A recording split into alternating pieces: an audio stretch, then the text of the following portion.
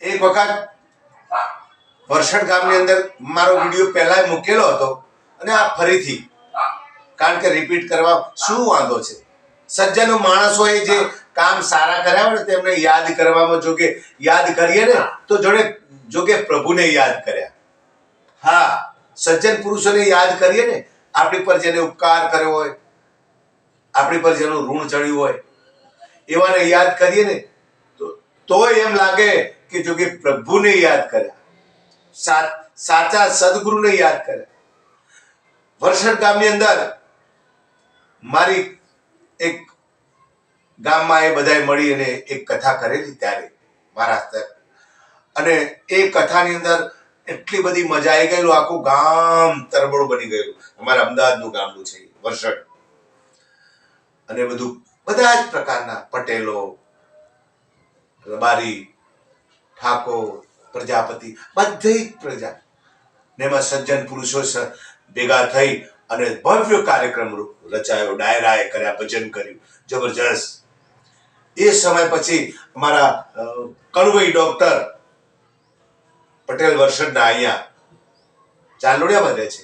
આજે પણ એમના ત્યાં શિવ પુરાણની કથા ચાલુ બેસી હતી, અને એમનો સંબંધના કારણે મારે બધા જ કામનો સંબંધ થયો.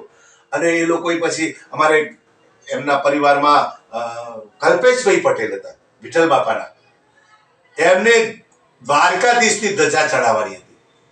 એ તો કેટલી એવી તો ધજાઓ એમને ચડાવી છે લગભગ. તો એ વખત મને પણ આમંત્રણ આપી અને મને કાલાવાડ ભગવાન છે ને રામોપીર, ત્યાં પણ મને લઈ ગયેલા યાત્રામાં.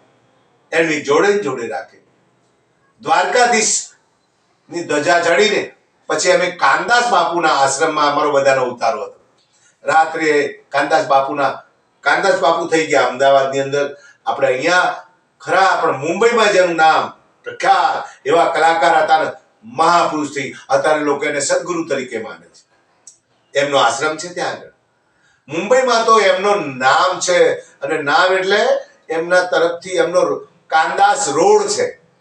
કેવો કલાકાર છે, કેવા! અરે એમ કહેવાય કે જે આપણા કલાકાર થઈ ગયા ને બેન, શું નામ કહેવાય, હિન્દી કલાકાર, એવા લોકો કોઈ પ્રોગ્રામ ચાલુ હતો ને જોવા એનો અવાજ સાંભળી, એવા કાનદાસ બાપુ એમના આશ્રમમાં અમે રોકાયેલા. અને એ રાત્રે પ્રોગ્રામ કરાયેલો મારો, એ લોકો બધાએ ભજન કરેલા આખી રાત, બહુ દક્ષિણા મૂકેલી બધાએ, અને આનંદ ઉભરાયેલો. ત્યાં કનુ બાપુ કરીને હતા. બીજા દિવસ પણ મને મારો પ્રોગ્રામ પાછો ત્યાં આગળ રાખેલો બધાએ આશ્રમમાં.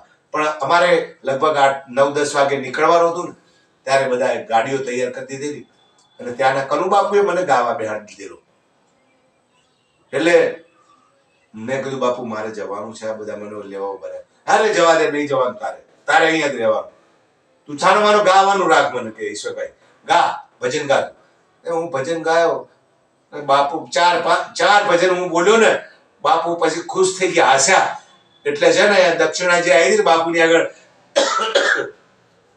મેં મૂકી દીધી કનુ બાપુ આગળ, અને કનુ બાપુ રાજી થઈ ગયા. અને પછી બાપુના ખોળામાં માથું મૂકી અને કીધું, બાપુ મને આ લઈને આવ્યા છે, એમની જોડે મારે જવું પડશે. પછી કનુ બાપુ રાજી થઈ ગયા. એ દક્ષિણા મને આપી દીધી પાછી. જા ઈશ્વરભાઈ, ક્યારેક પાછો આવજે તું. મને આવો ભાવ સાધુ સંતોનો તો જુઓ. હા, ત્યાં આગળ એક બાપુ એવા હતા ને, એમનું નામ મછિયા મહાદેવ પડે, મછિયા મહારાજ પડી ગયેલું. આમ ત્યાં ગોમતી જે દરિયો ખરો ને, ત્યાં આગળ જાય ને તો બધી માછલીઓ જાય એટલે તરત આવી જતી દર્શન કરવા માટે, બધી માછલીઓ આવી જાય. એવા મહારાજ હતા. આવા સંતોના દર્શન. અને એ કલ્પેશભાઈ ત્યાં જબરજસ્ત અમને યાત્રા કરાયેલી વરસડવાળા, એમનો પરિવાર, એમના ભાઈઓ, ભરતભાઈના બધા કેટલાય ગામના કેટલાય લોકો હતા સાથે. એમાં મને એક નાના માણસને મને સ્વીકારીને લઈ ગયા, સાથે જોડે રાખેલો. આજે પણ મારા એમની જોડે જબરજસ્ત સંબંધો છે. આજે પણ મારા ગાઢ સંબંધો છે, અને હું તો બધા જોડે ગાઢ સંબંધો જ રાખું છું. એટલે આપણે કાયમ માટે પ્રભુ જોડે ગાઢ સંબંધ રાખીએ, સદગુરુ જોડે રાખીએ. જય અલગ ધણી, જય રામદેવ.